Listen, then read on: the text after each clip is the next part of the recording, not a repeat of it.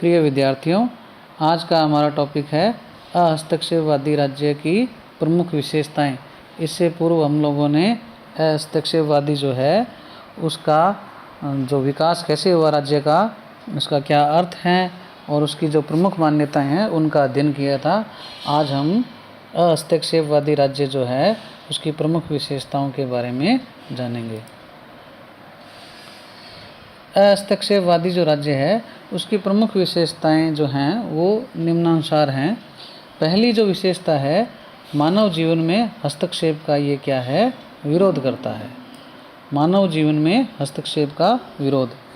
क्या मतलब है इस बात का कि जब देवीय सिद्धांत में राज्य ने मनुष्य की हर जगह एक बंधन में ला दिया था, उसकी जो आकांक्षाएं और उसकी स्वतंत्रताएं जो थी वो क्या है, पूर्णतः क्या है, विलुप्त हो चुकी थी। तो पहला जो है वो राज्य पर ही अटैक होता है इसमें विशेषता में कि वो बिल्कुल राज्य के हस्तक्षेप को क्या है, स्वीकार नहीं करता। क्योंकि अहस्तक्षेपवादी विचारधारा यह मानती है कि व्यक्ति जो है उसको स्वयं के हितों का वो सबसे बड़ा संरक्षक है, राज्य की कोई आवश्यकता नहीं है। मील तो ये कहते हैं कि व्यक्ति अपने मस्तिष्क और स्वयं जो है उसका खुद का वो क्या संप्रभु है, मालिक है। तो उसको क्या है, अपने बारे में निर्णय लेने की क्या है, पूरी आज़ादी होनी चाहिए। और राज्य या सरकार जो है उसका मानव में हस्तक्षेप प्रारंभ होता है वैसे ही क्या है, व्यक्ति की योग्यताओं का ह्रास होने लग जाता है। इसलिए क्या है, यह बिल्कुल भी मानव जीवन में राज्य के हस्तक्षेप को स्वीकार नहीं करता है और व्यक्ति की जो स्वतंत्रता है उसका ये पक्षधर है और व्यक्ति को अपनी अंतः प्रेरणा और जो उसकी आत्मविश्वास है उससे क्या वो अपना कार्य स्वयं कर सकता है। इस प्रकार से मानव जीवन में क्या ये हस्तक्षेप का विरोध करता है। दूसरा जो इसकी विशेषता है वो है व्यक्तिगत स्वतंत्रता पर बल, यानी व्यक्ति की आज़ादी पर क्या ये बल देता है। हम जानते हैं कि जैसे राज्य को क्या है, व्यक्ति के सुरक्षा के जो कार्य हैं उसके अलावा अन्य सारी गतिविधियां के लिए क्या है उसको छोड़ देना चाहिए। ये हम बार पहले भी हम पढ़ चुके हैं कि हस्तक्षेपवादी राज्य ये मान्यता रखता है कि राज्य को क्या है, व्यक्ति के सुरक्षा कार्यों के अलावा जो भी कार्य हैं उसके लिए व्यक्ति को आज़ाद छोड़ दो, वो जैसा करना चाहता है उसको करने दो। क्योंकि व्यक्ति अपना अच्छा या बुरा जो है वो स्वयं सोच सकता है।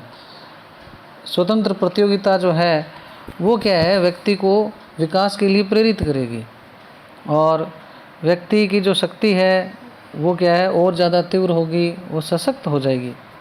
इस प्रकार से व्यक्ति क्या है, आत्मनिर्भर बन जाएगा।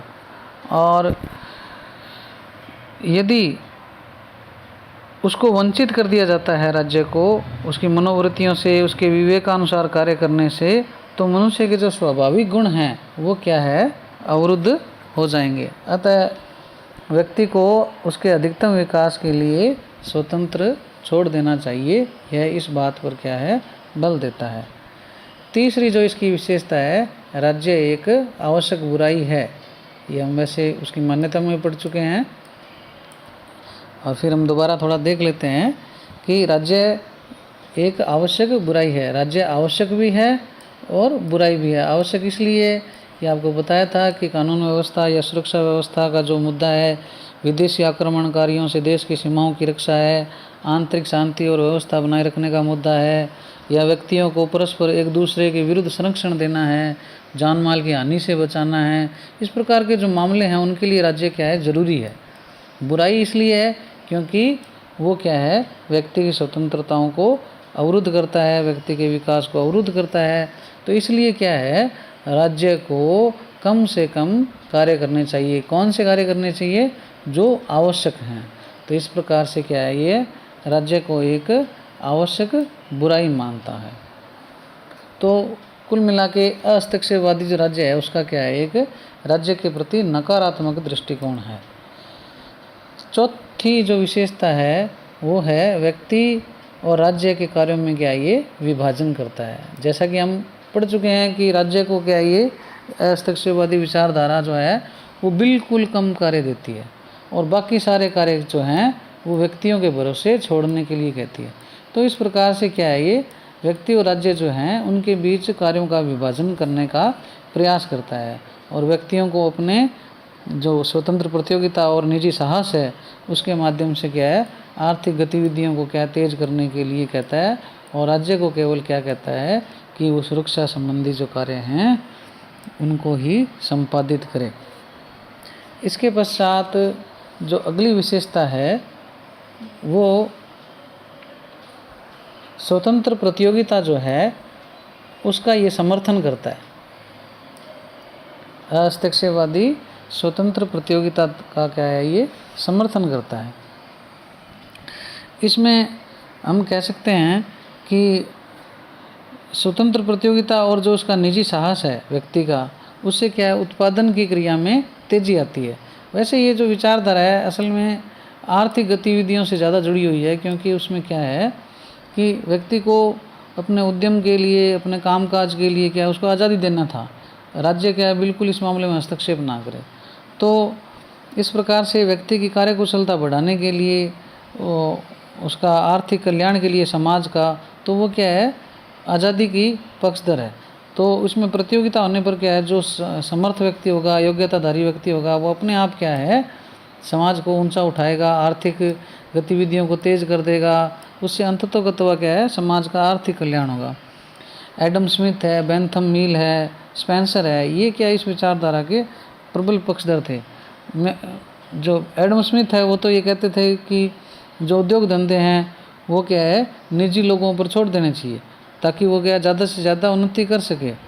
क्योंकि जब प्रतियोगिता बढ़ेगी, स्वतंत्र प्रतियोगिता बढ़ेगी, तो उत्पादन में वृद्धि होगी और कीमत क्या है, गिर जाएगी, और पूंजी और श्रम जो है उसकी क्या है, स्वतंत्र गति को प्रोत्साहन मिलेगा। तो इस प्रकार से क्या है, जो स्वतंत्रता है, स्वतंत्र प्रतियोगिता है, उससे क्या है, समाज का क्या है, आर्थिक उत्थान और कल्याण होगा। अगली जो विशेषता है वो है जीवन संघर्ष के सिद्धांत का ये समर्थक है। जीवन संघर्ष का सिद्धांत क्या है, जैसे कि हम लोगों ने पहले पढ़ा, ये क्या है, डार्विन का जो सिद्धांत है सर्वाइवल ऑफ फिटेस्ट पर आधारित है, यानी समर्थ का जीवत्व।